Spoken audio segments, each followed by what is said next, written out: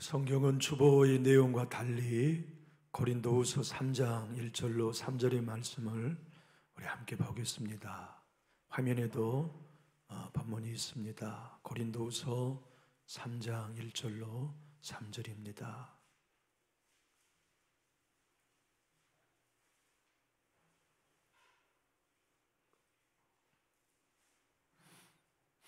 우리 한 목소리로 세 절이니까 합독하시면 좋겠습니다. 우리가 다시 자천하기를 시작하겠느냐? 우리가 어째 어떤 사람처럼 추천서를 너희에게 붙이거나 혹은 너희에게 받거나 할 필요가 있느냐? 너희는 우리의 편지라 우리 마음에 쏟고 무사람이 알고 읽는 바라. 너희는 우리로 말미암아 나타난 그리스도의 편지니 이는 목으로 쓴 것이 아니요 오직 살아계신 하나님의 영으로 쓴 것이며 또 돌판에 쓴 것이 아니요 오직 육의 마음판에 쓴 것이라. 아멘. 오늘은 우리 교회 귀한 손님이 오셨어요. 이화정 선교사님은 독일 도르트문트 선결교회 담임 목사로 유럽에서 가장 부흥하는 교회를 섬기고 있습니다. 지난달에는 임직자도 유럽 우리의 선결교회 최초로 세우셨고요. 유럽 코스타 집행위원회를 섬기고 계시고 유럽과 아프리카에 있는 선교사님들을 연합하시고 또 김장으로 선교 사역을 하는 폭넓은 사역을 막중히 감당하고 계시는 귀한 주의 종이십니다. 우리 교회에서도 협력으로 중보하고 기도하고 있는데 오늘 이분이 형제들 가운데 독신이에요. 부모님은 연로하셔서 위도가시는데 딸도 없고 아들도 독신이어서 불합을 독일에서 3주 전에 날라오셔야만 했어요. 그래서 우리 교회도 방문하고 싶어서 오늘 오셔서 말씀을 영광은 마음판에 쓴 편지라는 제목으로 증거해 주실 터인데 큰 은혜 받으실 수 있기를 부탁합니다. 이제 우리 나오실 때 먼 길 오셨다고 환영의 박수 한번 해드리겠습니다.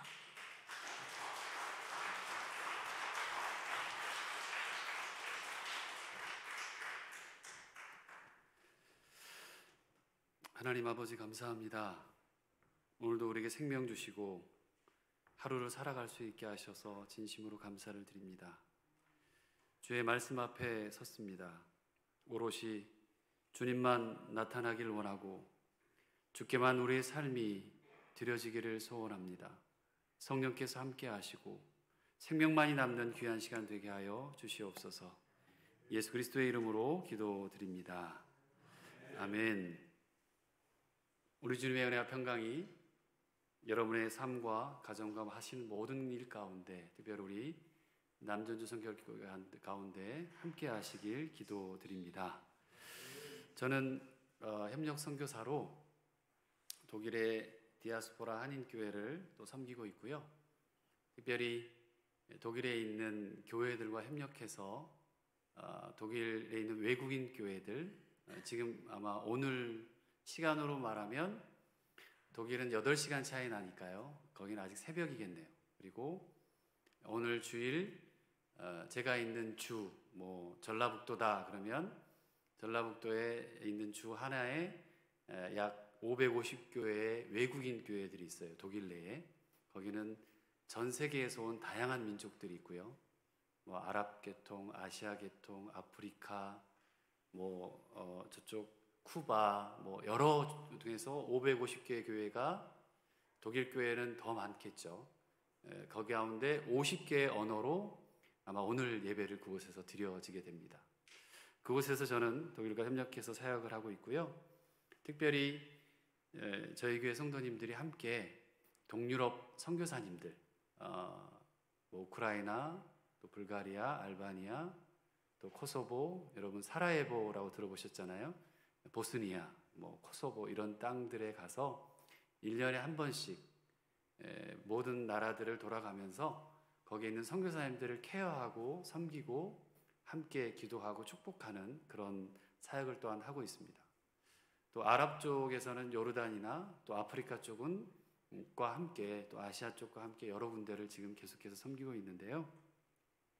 오늘 그 가운데 제가 2008년부터네요. 2008년부터 유럽에 있는 유럽 전 지역에 있는 그 학생들, 유학생들과 그리고 또 전 지역에 있는 청소년들, 유스라고 하죠. 청소년들을 섬기는 사역을 시작하게 돼서 지금까지 지금 하고 있는 상황입니다. 이 땅의 미래이고 또 전 세계의 미래인 우리 아이들, 그 아이들을 다음 세대를 살리고 섬기는 데에 굉장히 또한 유럽 내에서도 목숨을 걸고 생명을 걸고 또 사역을 하고, 어제 새벽에도 그 회의 때문에 줌으로 5시에 일어나서, 거기는 8시고요. 그래서 내년 3월 초에 있는 그 유럽 코스타를 위해서 전 그 나라, 이탈리아, 그리고 무슨 독일, 스페인, 또 영국, 프랑스, 그다음에 체코, 이런 분들이 다 함께 모여서 함께 회의를 했어요. 내년에는 우리가 코스타를 할 수 있을까? 올해는 줌으로, 그러니까 유튜브로 코스타를 했고, 작년에는 그나마 다행스럽게 코스타를 실제 유럽 내에서 했는데, 내년에 분명히 할 거라고 생각을 했는데 갑자기 또 오미크론이라는 게 또 발생이 되고, 지금 독일은 하루에 한 7만 명 정도가 나와요. 한국은 몇 명 정도 됩니까? 한 5천 명인가요? 한국도 어마어마하네요. 네. 그래서 어제 그제부로 또 독일 교회 정부에서 메일이 왔어요. 조심할 게 이거고, 교회에서 예배 드릴 때 이런 부분들을 지켜주세요. 또 함께 어떤 부분들을 이렇게 조율해서 예배 드리는데 어렵지 않도록 합시다라고 하는 메일을 또 받기도 했습니다. 이런 가운데 여기 한국뿐만이 아니라 우리 남전순교회뿐만 아니라 전 세계에 있는 하나님을 믿는 사람들, 또 그리스도인들, 또 교회에 있는 모든 사람들이 한 마음으로 정말 세계적인 재난과 재앙들을 어떻게 하면 믿음으로 극복해 나갈지를 같이 계속 지금도 현재 독일 내에서도 유럽 내에서 싸우고 있고요. 또 믿음으로 예배 드리고 또 목숨 걸고 또 하나님께 나아가기 위해 생명을 걸고 함께 예배하는 그 모든 싸움들을 계속해서 하고 있습니다. 이 거룩한 영적 전투들을 여러분, 우리 남전순교회 모든 교우 여러분들께서도 함께 기쁨으로 감당하시고, 또 하나님 앞에 나오는 것이 얼마나 복되고 또 아름다운 일인지를 놓치지 마시고, 생명을 살리는 일에 여러분들 또한 헌신하시고 나아가시는 놀라운 시간 되시기를 축복하며 다시 한번 기도드립니다. 네, 오늘 저는 고린도 후서의 말씀을 가지고 여러분과 함께 삶을 나누고 또 말씀을 나누려고 해요. 거기에 앞서 먼저 이 고린도라고 하는 도시를 여러분에게 설명하고 싶습니다. 고린도라고 하는 도시는 아주 전통적인 도시예요. 전주하면 그죠? 전통 있는 도시라고 우리가 표현하잖아요. 양반, 굉장히 외국인들도 전주에 한번 와보고 싶은 곳, 한국의 전통과 미가 있는 곳, 그렇게 생각을 하는데, 고린도 또한 아주 전통 있는 도시였어요. 교통이 그리고 상업이 굉장히 발달했고요. 특별히 로마라고 하는 당시에 세계적인 지배자잖아요. 역사적으로 로마에 의해서 힘들지만 폐허가 됐고, 그리고 다시금 세워져 가는 그 과정을 거쳐서 BC 약 27년이에요. 27년에 이미 총독이 거주하는 대도시로 바뀌었습니다. 그때 이미 로마 제국 내에서도 로마와 알렉산드리아에 있는 세 번째 주요 도시로 인정됐을 만큼 굉장히 빠르게 성장을 합니다. 그러다 보니까 각계각층의 사람들이 몰려들기 시작했어요. 그리고 총독을 중심으로 한 로마 귀족 계층이 있었고요. 그리고 또 상업도시로 급부상하면서 장사를 하고자 하는 사람들이 몰려듭니다. 그래서 신생 어떤 중산층들이 또 형성됐습니다. 또 로마의 퇴역 군인들이죠. 군대의 전쟁을 마치거나 또 아프거나 거기 그 사람들이 일자리를 얻고자 하는 좀 하층민들까지 대거 몰리면서 여러 종족 계층의 집약지가 바로 고린도라고 하는 그 곳이었어요. 여러분, 고린도라고 하는 것은 세계 지도상으로 보면 그리스 쪽이에요. 그리스라고 하는 쪽, 그 부근에 고린도와 함께 쭉, 여러분 터키 아시죠? 그리고 불가리아, 지금의 우크라이나, 또 알바니아, 이쪽 크로아티아 쪽에 그 반도를 중심으로 한 곳이 고린도가 있었던 곳이었습니다. 전체 인구의 1%만이 최고층으로 모든 권력을 장악했어요. 상업으로 돈을 번 사람들이 신분 상승을 노리고 영향력을 행사하기 위해서 애를 많이 썼고요. 그에 비해서 3분의 1, 인구의 3분의 1은 끼니를 걱정했어요. 먹고 사는 거, 그래서 쓰레기통을 뒤지는 그런 안타까운 도시, 부와 빈이 함께 존재했던 곳이었습니다. 바울 당시에 이미 15,000명을 수용할 수 있는 어마어마한 극장이 있었습니다. 또 3,000명을 수용하는 콘서트홀이 있었어요. 고린도에서 그 유명한 경기가 2년마다 열렸습니다. 2년마다 열렸는데 그게 이스미안 경기라고 하는 곳이었어요. 이게 당시 올림픽을 통해서 4대 경기 중에 하나였는데요.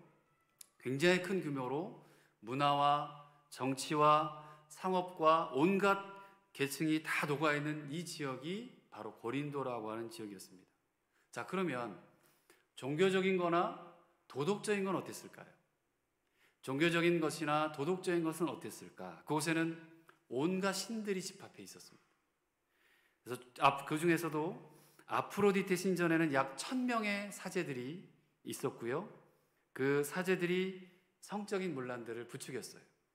또 아프로디테가 헬라어란 말입니다만 라틴어로는 여러분이 잘 아는 비너스라고 표현할 수 있어요.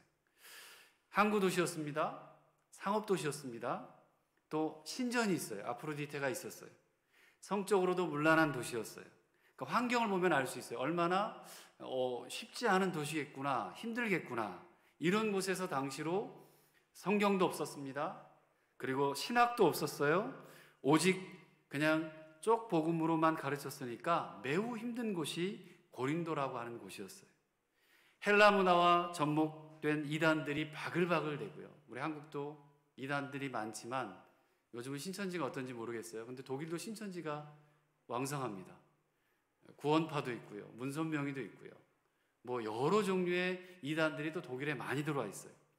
서로 싸우자고 원수된 그 당시의 상황들이 참 많았고요. 밥을 먹을 때도 한쪽에서는 배가 터지도록 먹지만 한쪽에서는 배가 고파서 먹을 게 없어서 힘들어했던 그곳, 교회 내에서 그대로 벌어졌던 곳이 고린도였습니다. 당시 고린도 교회는 그리스도가 그곳의 문화와 싸우는 그런 환경이었습니다. 영적 전투가 굉장히 심했던 곳이었어요. 이런 곳에서 이 바울은 복음을 전했고 교회를 세웠고 그리고 가르쳤어요. 그런데 안타까운 그런 소식이 들려옵니다. 그렇게 애써서 복음을 전했고 교회를 이렇게 아름답게 세웠고 가르쳤는데 교회가 바울이라고 하는 사람이 떠난 후에 환경에 매여지게 되고요. 우리 환경은 이것밖에 안 돼요. 우리는 이렇게밖에 할 수 없어요. 지금 이 상황이 어떤 상황인데요. 환경에 매여버리고 복음이라고 하는 것이 왜곡되어 가니까 안타까운 마음에 이 바울은 편지를 쓰게 됩니다. 여러분이 오늘 읽으신 고린도 후서는요, 그리스도인의 삶의 그 방향에 대한, 길에 대한, 진리에 대한 가르침이 아주 많이 넉넉하게 녹아있는 곳이 바로 이 말씀이에요. 고린도 교회는 그럼에도 불구하고 목회가 녹록하지 않았던 것 같아요. 힘들었어요. 큰 어려움도 있었고 싸움도 있었고 그리고 회개하고 돌아오는 그럼에도 불구하고 은혜도 넘쳐났던 교회. 그래서 이 고린도 후서에는 어린 환경과 잘못된 교회의 모습과 회개하고 돌아온 사람들, 그리고 위로하고 감사하고 비전이라고 하는 것을 제시하는, 어떻게 보면 교회라고 하는 것을 그 하나 두고 있을 법한 많은 교훈들과 이야기들로 가득 차 있는 곳이 고린도후서, 오늘 여러분들이 읽으셨던 그 말씀 안에 녹아 있습니다. 고린도후서는 여러분이 계속해서 한 가지 사실을 염두에 두고 나중에 혹시 읽으실 기회가 있다면 읽어보셔야 되는데, 고린도 교회에는 바울을 반대하고 비난하는 사람들이 있었다는 거예요. 바울을 반대하고 비난하는 사람들이 있었어요. 그리고 그들과의 갈등이 이 고린도후서를 쓰게 된 이유라는 거죠. 여러분 함께 읽으셨던 3장 1절 거기서부터 시작하는데요. 우리 같이 한번 읽어볼까요? 3장 1절 다시 한번 큰 소리로 한번 읽어봅시다. 시작. 우리가 다시 자천하기를 시작하겠느냐? 우리가 어찌 어떤 사람처럼 추천서를 너희에게 붙이겠느냐? 혹은 너희에게 받거나 할 필요가 있느냐? 아멘. 여러분 당시에 전도자들, 복음을 전했던 사람들은 편지 형식의 이 추천서라고 하는 것들을 가지고 다니는 사람들이 굉장히 많았습니다. 여기서 이 추천장이라는 의미는 전도자들이 굉장히 많았어요. 예수님을 믿으십시오. 예수 그리스도를 여러분들이 평생의 주인으로 모십시오. 여러분들의 삶의 생명으로 여기십시오. 라고 많이 전도자들이 있었는데, 근데 그 전도자들이 다 바르게 예수 그리스도를 전하는지에 대해 알 방법이 있다 없다? 없었어요. 저 사람이 바른 복음을 전하는 사람인지, 저 사람이 제대로 예수를 만나서 복음을 전하는지 절대로 잘 알 길이 없었어요. 그리고 또 워낙 많은 사람들이, 많은 전도자들이 있어서 그들을 대접하고 받아들이기에는 믿을 만한 사람이 누군지, 오늘 황희선 목사님이 이화정 목사님은, 선교사님은 어디에서 계시고 얘기하셨잖아요. 여러분 그거 믿으세요? 믿어요. 마지못해서 지금 믿어요. 황희선 목사님이 소개하니까 여러분 믿는 거잖아요. 그렇죠? 제가 갑자기, 여러분 지금 저 몰라요. 오늘 제가 갑자기 딱 저희 문 들고 들어왔어요. 저 누구누구 선교사인데요, 저 설교하겠습니다 하고 여기 딱 쓰면 여러분들 뭐라고 생각하실까요? 목사님 바로 도리도리 하시네요. 예, 믿을 만한 사람이니까, 그렇죠? 오랫동안 봐왔으니까, 또 어떻게 사역을 하는지 아니까, 복음을 어떻게 전하는지 아니까, 참 황송하게도 부족한 사람을 우리 목사님께서 이곳에 세워주셨던 것처럼 당시에 많은 복음을 전했던 전도자들을 어떻게 알아요? 나 어디서 왔어요? 라고 복음을 전하는데 누군지를 모르는 거예요. 근데 그렇기 때문에 사람들이 추천서를 받고 들고, 자, 나는 예루살렘에서 파송받은 사람입니다. 나는 누구누구의 제자였습니다. 나는 어땠습니다. 라고 복음을 전하는 사람들이 많았다는 거죠. 근데요, 안타깝게도 이 바울이라고 하는 사람은 어땠을까요? 바울이라고 하는 사람은 이 추천서가 없었어요. 여러분 당시에 가장 훌륭하고 멋진 추천서가 뭐였을까요? 누가 써준 추천서였을까요? 로마? 총독? 왕? 교회에 복음을 전하는 사람에게서 추천서는, 정말 좋은 추천서는 누가 써준 추천서였을까요? 아시는데 대답을 못 하실 거예요. 한번 따라 합시다. 12사도. 예수님의 제자들. 예수님의 제자들이 써준 추천서만큼 훌륭한 추천서는 당시에는 없었을 거예요. 이 사람은 내가 보증하는 사람이니까 그를 잘 대접하고 그의 말씀을 바른 복음으로, 나 예수님의 제자인 12사도 중에 한 명인 누구누구가 써준 이 추천서 때문에 바른 복음을 이 사람이 전하는 것 받으십시오. 그런 내용들이 들어있었다는 거예요. 근데 바울은 그런 추천서를 가지고 다니지 않았어요. 왜 그랬을까요? 바울은 예루살렘 교회에서 파송받은 사람도 아니었고, 바울은 직접 누구를 만납니까? 사도행전에 보면, 사도행전 9장에 보면 다메섹 도상에서 누구를 직접 만나요? 예수님을 직접 만납니다. 나는 누구의 추천상도 필요 없고 예수 그리스도를 직접 만나고 회개하고 돌아서서 나를 보낸 이는 그 누구도 아닌 예수라는 분명한 확신. 할렐루야. 여러분에게는 예수님이 여러분의 구세주이신 확신이 있으시죠? 있으시죠? 나를 보낸 사람은 예수님이십니다 라고 하는 그 확신으로 바울은 전도자의 길을 걸었던 사람이기 때문에 추천서라고 하는 것이 필요 없었어요. 그러니까 이 상황에서 바울이 할 수 있는 것이라고는 두 가지 중에 하나밖에 없었어요. 내가 얼마나 훌륭한 사람인지, 내가 어떤 능력자인지, 내가 얼마나 많이 배웠는지, 내가 어떤 어떤 사람 밑에서 배웠고 어떤 걸 가지고 있는지 이걸 스스로 자랑하는 것과 아니면 추천장을 받아서 나는 이러이러한 사람이라는 것을 증명하는 것밖에는 없었어요. 근데 참 난감합니다. 바울의 대적자, 바울과 싸웠던 사람들, 바울을 싫어했던 사람들은 이 바울의 아킬레스건을 자꾸만 건드려요. 바울이 그거 아니에요 라고 얘기하면 다시금 그럼 대적자들은 또 이렇게 합니다. 너 스스로 자랑한다고 비판하는구나. 너 추천서 없지? 그거 아니라고 얘기하면 넌 얼마나 잘났어 라고 하는 거예요. 그게 계속해서 되풀이되는 거예요. 굉장히 답답한 상황이었던 거죠. 그래서 바울이 택했던 방법이 나는 스스로 자랑하지도 않겠다. 나는 정말 이 상위 1%밖에 안 되는 사람이었지만 그거 필요 없다. 나는 정말 그런 거 필요 없고, 그리고 무엇보다 나는 추천장도 들고 다니지 않겠다. 그거를 선언하는 게 여러분이 읽으셨던 1절 말씀의 그 성경 말씀이에요. 그럼 그렇다고 해서 실은 믿어주면 좋겠지만 아무것도 증명하지 않고 설명하지 않고 넘어갈 수 없는 상황이 당시의 상황이잖아요. 믿어야 되니까.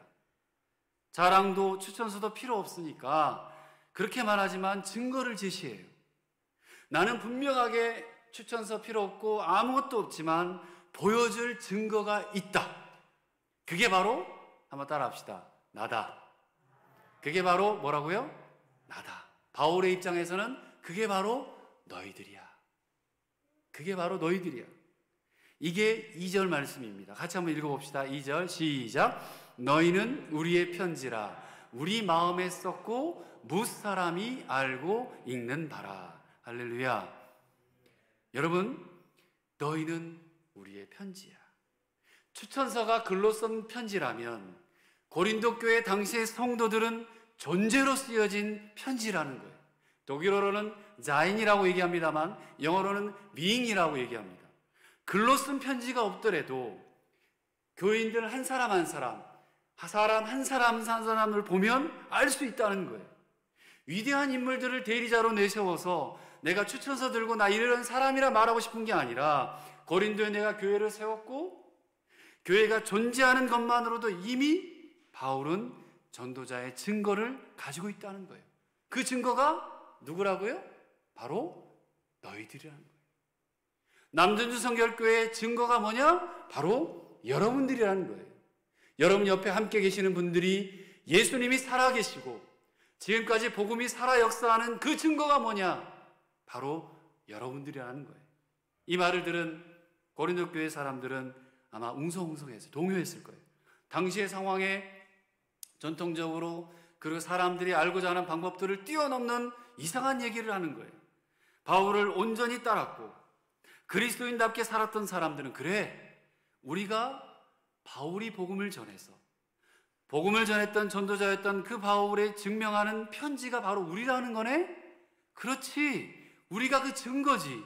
감동하는 마음이 되었을 거고, 혹여나 바울을 반대했던, 바울과 싸웠던 사람들은 그래, 교회가 세워진 것이 바울에 의해서 이겼던 것이지 생각하면서 뜨끔한 거예요. 그리고 바울은 이것을 우리 마음에 썼고 여러 사람들이 알고 있는다라고 말하고 있어요. 추천서가 여러분 당시에 지금은 이렇게 뭐 A4 용지 종이 이런 거였지만 너무 좋잖아요. 근데 당시는 이런 게 없었어요. 파피루스라고 해서 아주 거대한 이런 한 이 정도 높이의 식물이에요. 그 식물을 잘라서 가늘게 여며가지고 그걸 붙여서 말려서 거기다가 글씨를 썼단 말이에요. 그러니까 당시에 글을 쓴다라고 하는 것은 지금 이렇게 컴퓨터에서 빡빡하게 쓰는 이런 글이 아니라 써도 많이 못 쓸 거예요. 한정된 곳에 쓰여진 것이라면 마음에 쓴 건 어떻습니까, 여러분? 여기에 한정이 있습니까? 여기에 무슨 얼마 안에 뭐 10장만 쓰십시오 이게 있어요? 마음에 쓴 것은 한계가 없는 거예요. 헤아리기가 어렵습니다. 추천서에 쓴 종이는 이거 찢어질 수도 있고 1년, 2년, 3년, 10년, 100년 지나면 이거 다 그냥 가루가 돼서 없어질 수 있지만 훼손될 수 있지만 마음에 쓴 것은 훼손이 돼야 안 돼요? 훼손이 안 된다는 거예요. 종이에 쓴 것은 그것을 볼 수 있는 사람이 지금 여러분 볼 수 없죠? 저만 볼 수 있어요. 지금 현재 종이에 쓴 것은 볼 수 있는 사람이 한정되어 있지만, 사람이 만약에 여러분 한 사람 한 사람이 편지가 된다면, 여러분 한 분 한 분이 편지가 되면 더 많은 사람들이 어떻게 돼요? 알게 된다는 거예요. 깨달음이 깊고 길고 높고 넓게 된다는 거예요. 여러분, 이것은 우리에게도 동일하게 적용됩니다. 우리는 오늘날 학벌, 학위, 스펙, 경력, 기본진 사회에 살고 있어요. 뭘 했느냐, 어떻게 살아왔느냐 많이들 따지면서 살아요. 근데 이것이 사회에서만이 아니라 교회 안에서도 그대로 작동하고 있는데 마음이 아파요. 가면 갈수록 저 사람이 복음이 가득 찬 사람인지, 저 사람이 인성이, 인격이 훌륭한 사람인지, 자격의 문제는 점점 더 심각하게 낮아지면서 종이에 써 있는 것만, 이력서만, 그리고 경력서만 인정하면서 저분이 얼마나 하나님 앞에 신실한지, 저분이 얼마나 하나님 앞에 정말 하나님께서 너무나도 사랑하는 자녀인지, 그건 관심이 없고, 여러분, 사람의 외모만, 그 사람이 보여지고 있는 것, 가지고 있는 것만 따지는 세상을 우리는 살아가고 있다는 거예요. 진짜 저 사람이 예수님의 편지로, 진짜 저 사람이 살아있는 편지가에 대해서는 알 길이 없어요. 그걸 해결할 최소한의 도구도 없다는 거죠. 여러분, 우리에게 필요한 것은요, 종이에 쓰여진, 종이에 적힌 무엇이 아니라 그 사람이 얼마나 하나님 앞에 헌신하고, 그 사람이 하나님 앞에 얼마나 많은 영혼들을 주께 돌아오게 하고, 그 사람의 삶이 말씀과 기도가 하나 되어서 생명을 살리는데 얼마만큼 그 사람이 가진 게 뭐고, 입은 게 뭐고, 지금 타고 다니는 게 뭐고, 어떤 학벌이 있고, 그게 중요한 게 아니라 그 사람이 함께한 헌신과 사역이, 함께한 사람들이 살아나고 살려지고 살아나게 되는 놀라운 일들, 그 안에서 열매 맺는 게 무엇인지, 여러분, 이것이 교회여야 돼요. 이것이 그리스도인 바로 우리들이어야 된다는 것이죠. 그래서 우리 모두는 서로의 편지입니다.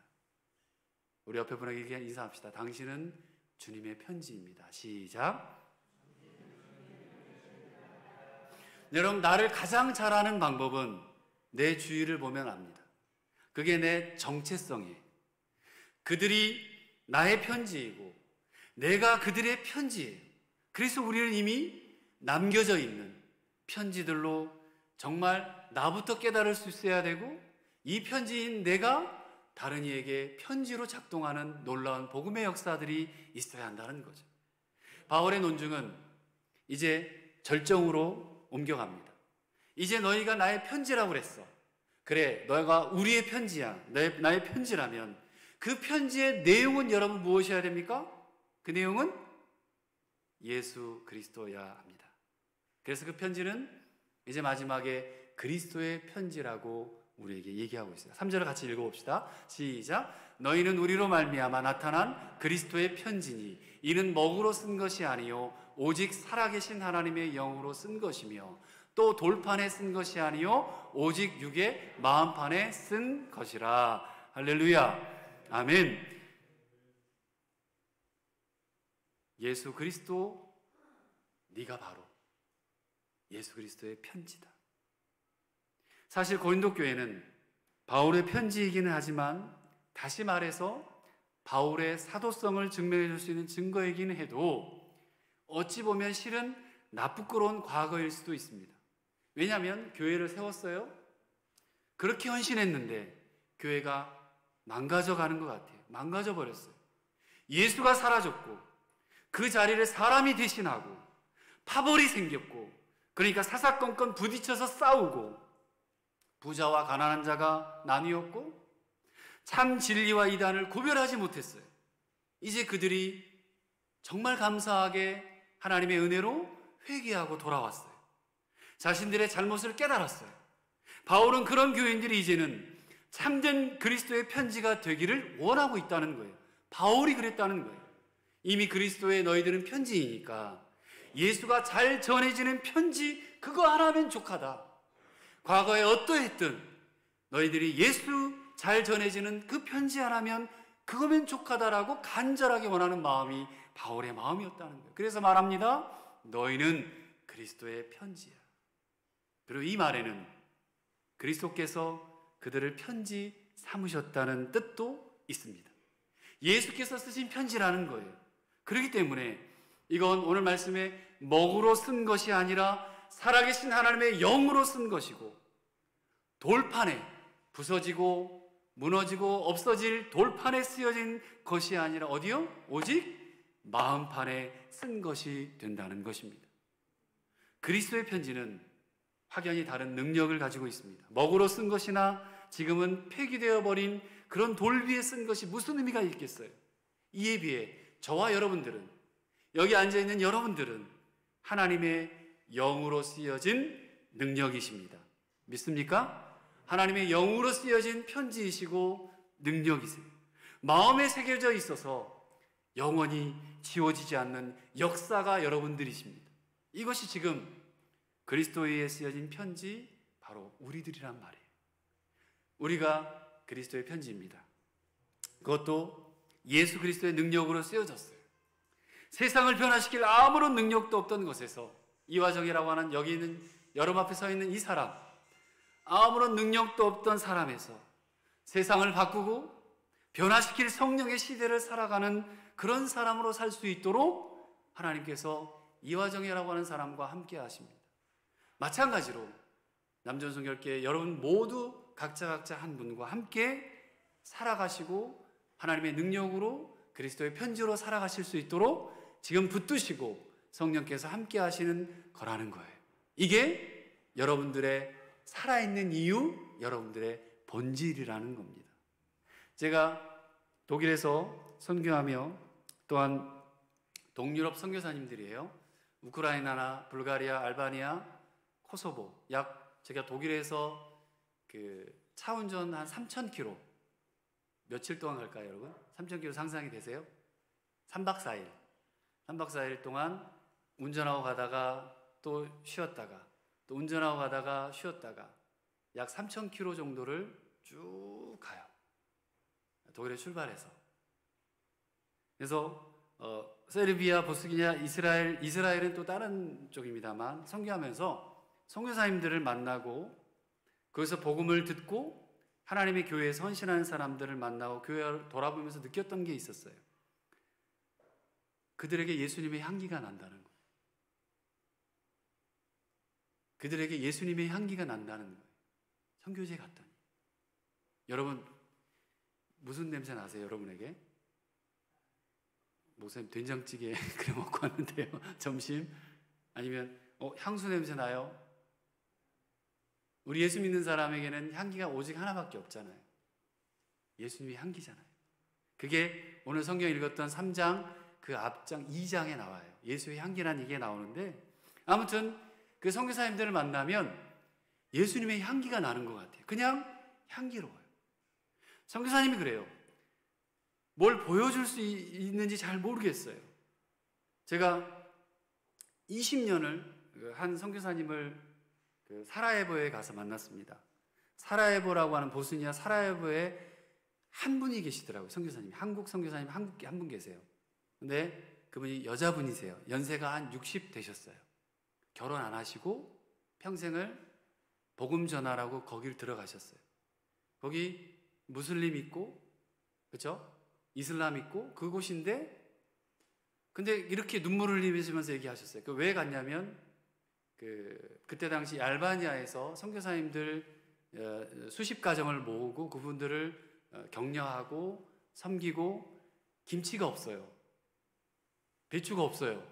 이제 배추를 다른 나라에서 차로 국경을 넘어서 배추를 싣고 오고, 한국에서 고춧가루가 날라오고, 그리고 권사님들이 와서 권사님들 선교 무슨 활동할 필요도 없어. 평생 담은 김치만 담아주시면 되는 거예요.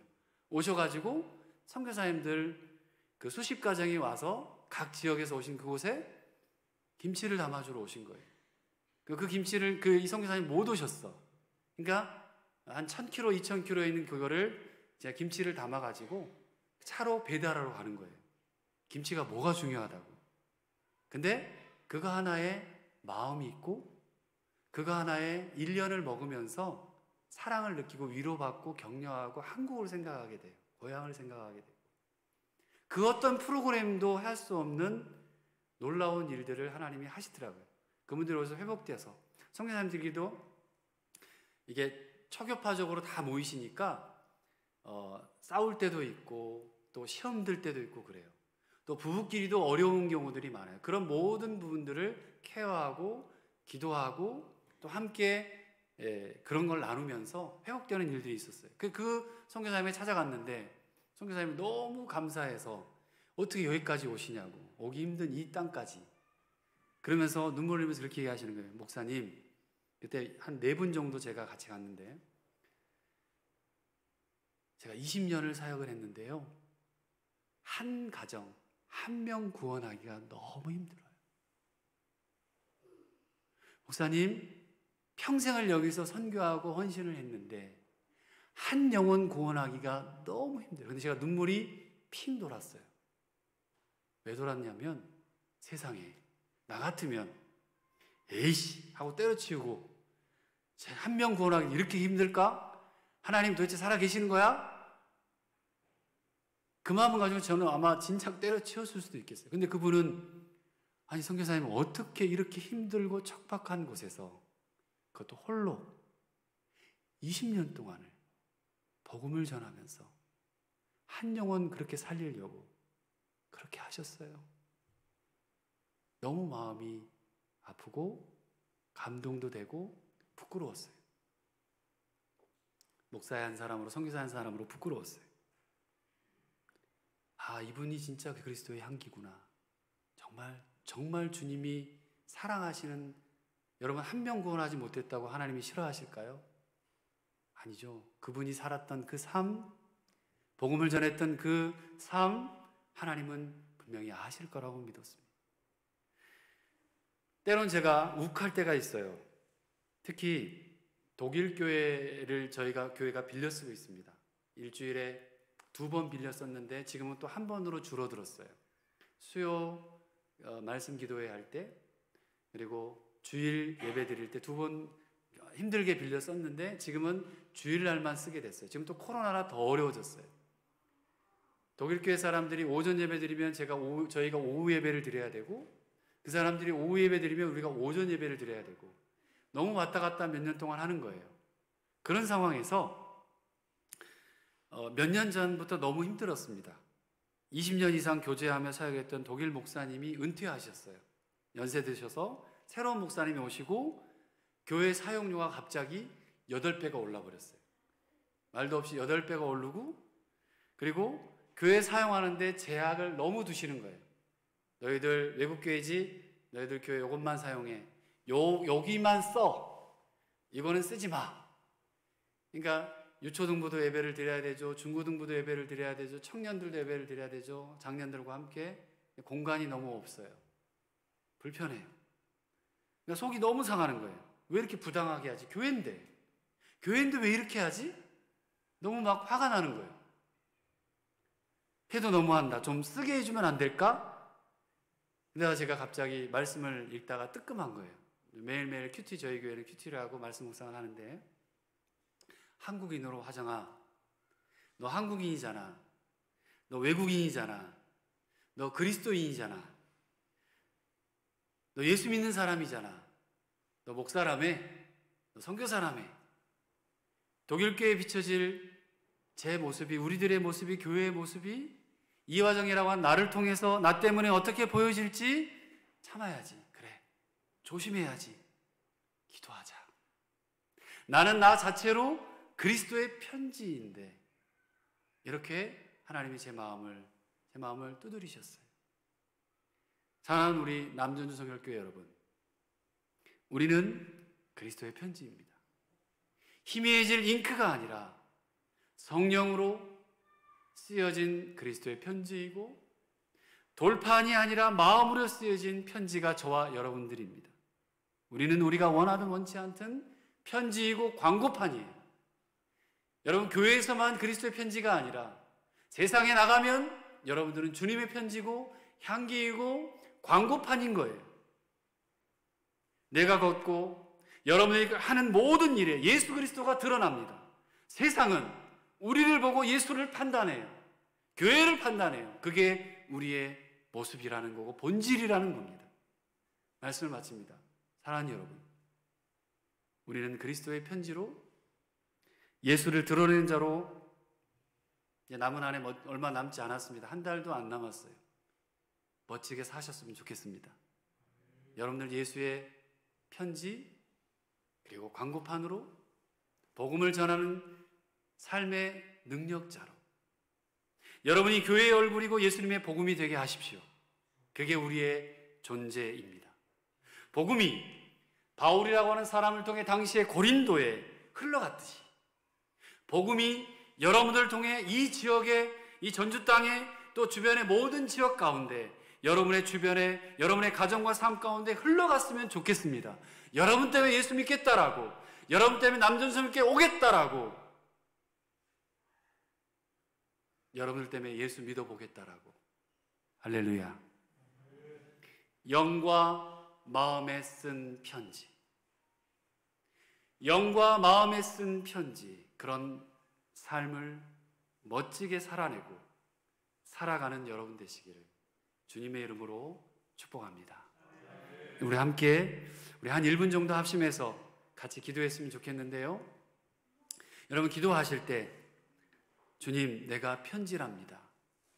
주님, 내가 예수님의 편지이고 증거이고, 그리고 나뿐만이 아니라 우리 남전성결교회 모든 지체들 한 사람 한 사람이 저 사람도 예수님의 편지이고, 저 사람도 예수님의 편지이고, 저분도 예수님의 향기인 저분이 똑같이 나와 같은 예수님의 편지라는 사실을 주님, 내가 고백하고 사랑하고 격려하며 함께 복음을 나누는 사람으로 살겠습니다.